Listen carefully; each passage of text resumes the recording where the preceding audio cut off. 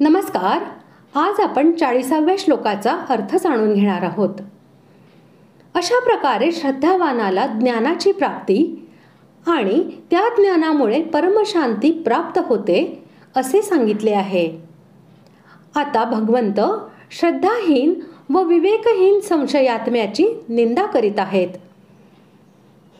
श्लोक 40.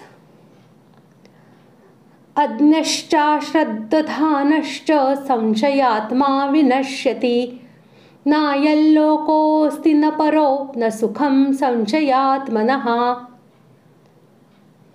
श्लोकाचा अर्थ: अविवेकी आणि श्रद्धा नसलेला संशयी मनुष्य परमार्थापासून खात्रीने भ्रष्ट होतो. संशयी माणसाला ना हा लोक, ना परलोक आणि ना सुख.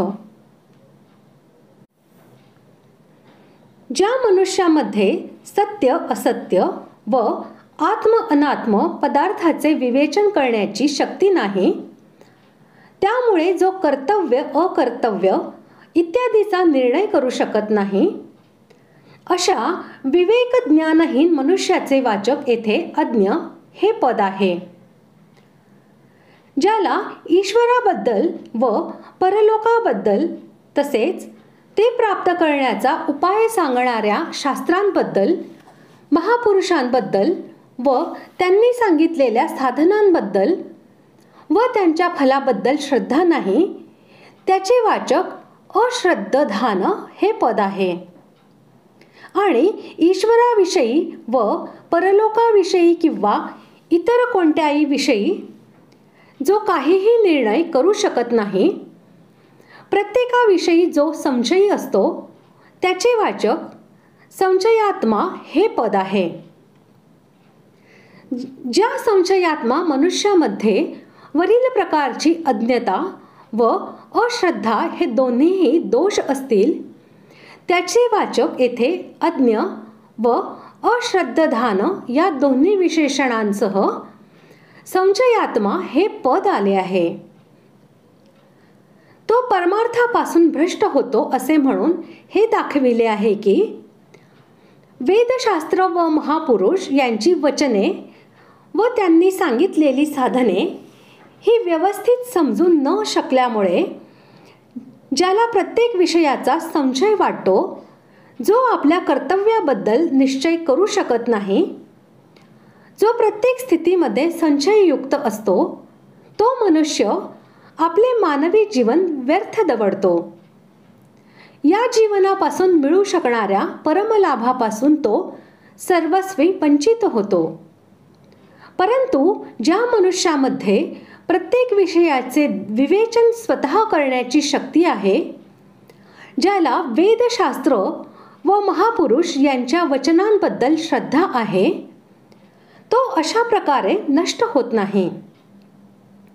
तो त्यांच्या आधारे अर्जुनाप्रमाणे आपल्या संशयाचे पूर्ण निराकरण करून घेऊन कर्तव्यपरायण बनू शकतो व कृतकृत्य होऊन मनुष्य जन्म सफल करू शकतो.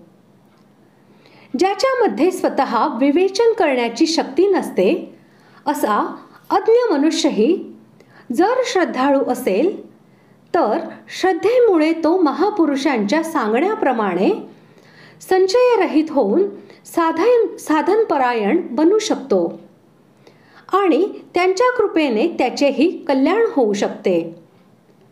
परंतु ज्या संशययुक्त पुरुषामध्ये विवेकशक्ती नाही आणि श्रद्धा नाही, त्याला संशयाचा नाश करण्याचा उपाय सापडत नसतो. म्हणून जोपर्यंत त्याच्यामध्ये श्रद्धा वा विवेक येत नाही, तोपर्यंत त्याचे पतन नक्कीच होते. संशययुक्त मनुष्य फक्त परमार्थापासून भ्रष्ट होतो एवढेच नव्हे, तर जोपर्यंत माणसामध्ये संशय असतो व तो त्याचा नाश करू शकत नाही, तोपर्यंत तो या लोकी म्हणजे मनुष्य शरीरात असताना धन, ऐश्वर्य किंवा यश प्राप्त करून घेऊ शकत नाही. परलोकी म्हणजे मेल्यावर स्वर्गादीची प्राप्ती करून घेऊ शकत नाही. व कोणत्याही प्रकारची सांसारिक सुखे भोगू शकत नाही. कारण जोपर्यंत मनुष्य कोणत्याही बाबतीत संशयी असतो, जोपर्यंत तो कोणताही निर्णय करून घेऊ शकत नाही, तोपर्यंत त्या विषयात यश प्राप्त करून घेऊ शकत नाही.